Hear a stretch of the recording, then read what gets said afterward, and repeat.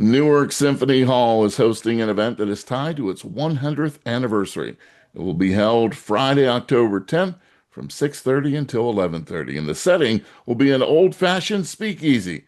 There will be a panel discussion around the relevance of Sugar Hill between Newark and Harlem, an art exhibit curated by the Harlem Fine Art Show, live entertainment, DJ, and dancing.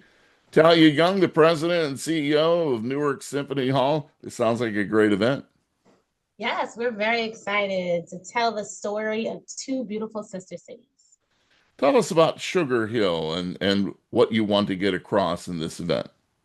I think the city of Newark has an amazing story of jazz, poetry, and the culture that was happening at the same time, which is more well known as the Harlem Renaissance. But Newark was experiencing its own music renaissance.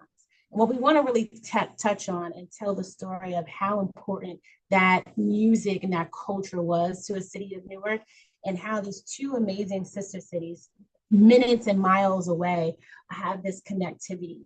And as most importantly is how are we looking at ourselves now as the city of Newark is going through its own renaissance, and that connectivity still exists in our culture, our music, and our people.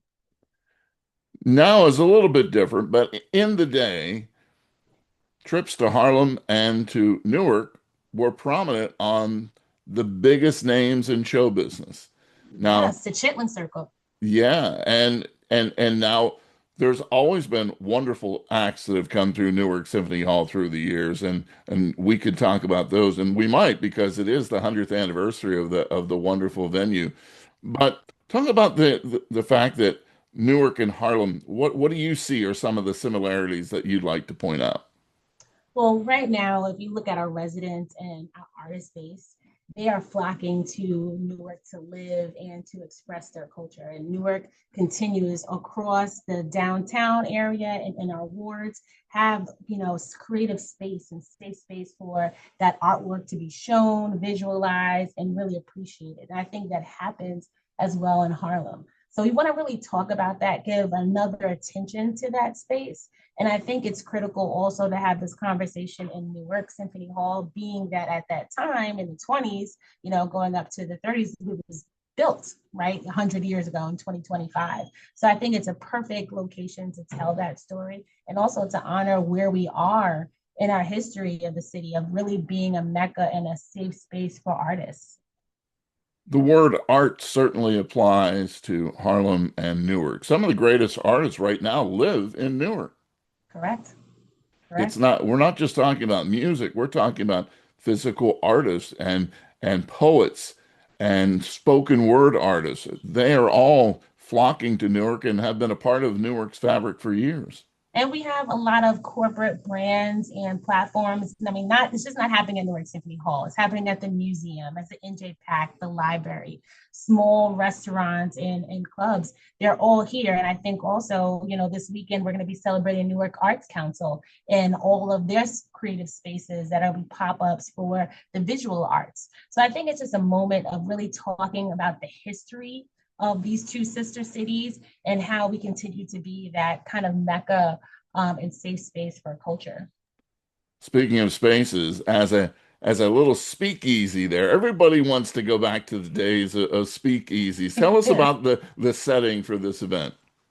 Well, I'm not sure if there was a speakeasy here during Prohibition in our basement, which, a lot of people want to see and go downstairs, and the artwork is still literally on the wall from the speakeasy. But we're going to be hosting it in our Saravon lobby. It is going to be jazz, funky, dim lights. And I think we're going to be hosting a panel, a mix of curators, historians from Harlem and from Newark, to really tell that integration of the story. And I think also it's also really important to say that these individuals are still doing the work in this space. So it's not okay, this happened, it's a long time ago. It's really tangible today. And I think, bringing the story and the conversation to this generation is also important. So the connectivity of our history and our culture is not lost. That connectivity is element and prevalent in when it comes to music and art because we see so many of the emerging artists, both in music and in the art world, really connecting to the older folks and the older folks appreciating the younger emerging artists. It's really been a nice synergy, especially in Newark. I agree. One of the things that we always see as like a hurdle to get over is that same older demographic. They had their first experiences, their first time they saw this performance here at Newark Symphony Hall. And, we hear these stories, and what we're trying to do as an institution, ensure that those stories happen again for this next generation, and also their appreciation of our institution in that story. And I think that's important to say. We're going through a restoration. In the next couple of months, we're about to put $17 million into our building, restoring our marquee, bringing arts and education back to our venue. So slowly and surely, you're going to see more activation here at Newark Symphony Hall. But I think it's also, I must speak about how we have young Black and Brown artists curating these experiences. So Newark Symphony Hall will continue to be a platform, not just to be that anchor institution in the Lincoln Park Coast Cultural District, but also a space for creatives to come and showcase their work. I think that's really important into the whole story play of Sugar Hill, Sugar Hill. Very exciting. So people who want to attend the October 10th event, what can they do? They can go to our website, newarksymphonyhall.org, purchase a ticket. We'll be selling tickets at the door. You must dress a little snazzy in that era.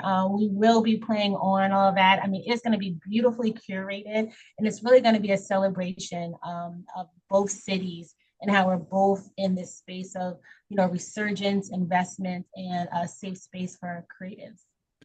100th anniversary of Newark Symphony Hall. And when you look at the lists of people who have performed there, from Jimi Hendrix, the Rolling Stones, the Beatles, Aretha Franklin, the Temptations, Kirk Franklin, Leonard Bernstein, the list goes on and on. Placido Continues. Domingo. Uh, you have to feel so special being in your role right now. Don't get me, I have shivers just came across. It's important. This is a legacy project. I feel as there is a responsibility to make sure our history is told through this celebration of our centennial. This will be a soft, extremely soft kickoff. We're at a more formal kickoff at the end of October. And we're just excited to tell that story. I also just found out two very interesting facts. The first African American who happens to be a female ever to perform at Newark Symphony Hall was Marian Anderson. And that is a huge conversation with itself, right? And then also the second fact I was just found out about is Newark Symphony Hall was the home of the first TV channel in New Jersey. It was broadcast here and it was a station here. So we have always been in the midst, in the first, here in communication, artistry, and expression of arts and opinion. So I think, as we celebrate and we have the leadership from our board and our community. We're really taking this as an opportunity to tell that story, to integrate that conversation, and also to really communicate how this mayor, this governor has reinvested into this institution to make sure it's here for another 100 years. So it's going to be a lot of fun things to celebrate. We, launched the 100 centennial celebration at the end of this month, and we're just really excited to have these conversations still about Newark Symphony Hall. Let me throw out a few more names. The OJs, Gladys Knight, Richard Pryor, Queen Latifah, Dick Gregory, Judy Garland, Tony Bennett. The list goes on, and we don't want to Red forget. Fox, committee and comedians. You got to think about the comedians also who performed here. That's right. And Robert Merrill, Leontine Price, Patti LaBelle, Beverly Sills, and we don't want to forget Newark's own Sarah Vaughan. And there's the Sarah Vaughan Hall there at Newark Symphony Hall. What have you heard from people that have come into your venue that when they talk about Sarah Vaughan? I mean, I think she has been this iconic figure of possibility here in the city. A lot of people don't understand her triumphs as an artist back in that day. How she had to experience, coming into the back door and demanding her space here as an artist. So we celebrate that every day. You know, a year and a half, we celebrated her 100th anniversary. And I think it's an honor to have her name on our concert hall. We're in the midst of finalizing a $98 million fund to restore the concert hall. And it's really going to be an honor to make sure that this place remains a platform for up and coming voices such as Sarah Vaughan. Because you think about it, she was an up and coming voice then, right, in Newark. And then by having this platform of Newark Symphony Hall, it catapulted her across global waters, you know, to hear her voice. And I think it's an honor just to have her name on our wall. It is indeed so special because first of all, there are still people who are coming to Newark Symphony Hall that remember seeing Mm-hmm. Sarah That's Vaughan, right. and that's special. We don't want to lose those stories as we move forward. But moving forward is what it's all about for Newark Symphony Hall. So you did touch upon some of the things that you're working on currently. What are you most proud of in your role as the executive director and CEO? What I'm most proud of, it's many things. I think right now is giving space, employment, and opportunity to other young creatives. Our staff is full of young creatives, and that's really exciting to see how they're maturing and leveraging this space and this culture. One of the things that we don't have a problem with is wanting to see Newark Symphony Hall being restored. So it's really the funding that has come from this legislation, this legislator body in Trenton, the backing of our mayor, who is an artist at his core, and also the resurgence and investment that's happening in the Lincoln Park district overall. So I think how do I say it? The not struggle or the continuing priority that I have in my head is how does the team work together to not just restore and reactivate the building for right now, but how do we plan to reactivate the building for the next 20, 40, 50 years, right? And how you're going to see Lincoln Park as a community, more residential, more retail. What is the quality of life of our community and the residents? How are they going to use this building? How are we going to make sure that the multiple stages that we have, right? It's not just a concert hall. We have a ballroom, we have a black box. We're going to have, by next year, September 2026, we're going to have 18,000 square feet dedicated to arts education, right? So how does dance, theater, drama come back to this building in a sustainable way? So that is my priority. That is the organization's priority. And that's really what's been guided by our board of directors, is really ensuring that Newark Symphony Hall remains a beacon, remains an anchor, and remains an affordable, safe, creative space for all artists. I guess you could say I'm in a sentimental jazz mood this week because I also visited the Louis Armstrong House Museum in Corona, Beautiful, and beautiful.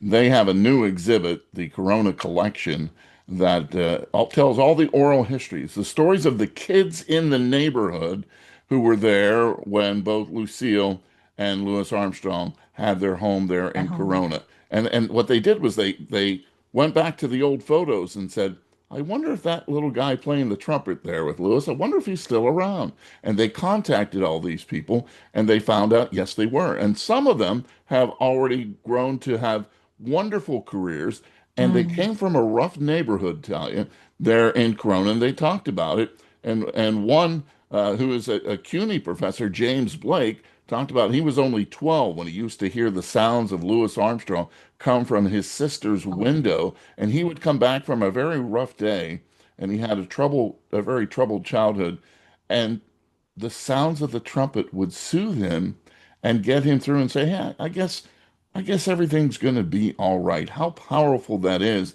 And to preserve that house, to preserve the wonderful space of Newark Symphony Hall. uh, I love history. So when I walk into these venues, I feel it, right? You can feel the presence of Sarah Vaughan. You can feel the presence of all the artists who have performed at Newark Symphony Hall and the new ones coming on who not only honor their presence, but give us new things to experience and enjoy. It's so important that these things continue. I think they did a beautiful job of restoring that space right in the neighborhood. They could have picked anywhere to build this homage and moment for him. And I think they're able to tell that story even better because it's right here on the block in between the houses right there. I think it's phenomenal. And I think if you connect, that experience to at Newark Symphony Hall, we've always been here in a community, right? There's residents that live on every corner of our building. It is really a community anchor that has had and experienced the growth of the downtown or the renaissance of the downtown that's happening. But also, it was here standing and thriving when there was the riots and where, the flight of people coming out of the community and the lack of investment that happened in this city. Newark Symphony Hall stood there and experienced the whole thing. So we're going to have the opportunity to tell that story. We're going to actually, you're getting all the good stuff from me. We're supposed to do another interview about this, but in the top of the year, January, we're going to be opening up the first stage salon and exhibit where we're going to have about 3,000 square feet to showcase all the history, pieces, artifacts. We recently just did a call to the community. I think we have 3 more weeks that it's going to be open for the community to submit artifacts and pictures and things, memorabilia that they still have from back in the day. What this organization has done is really has archived so many posters, and I can't tell you how many amazing things we have from over 100 years in this building. So we're going to be able to showcase that in the salon and have a salon series of conversations and historians and music moments that happen in that space.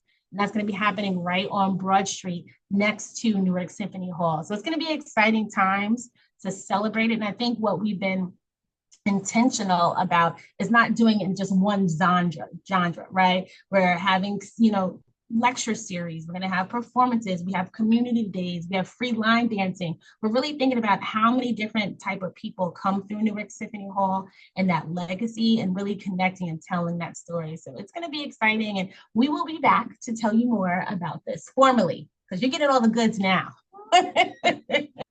We look forward to that. And by the way, I love the artwork behind you there.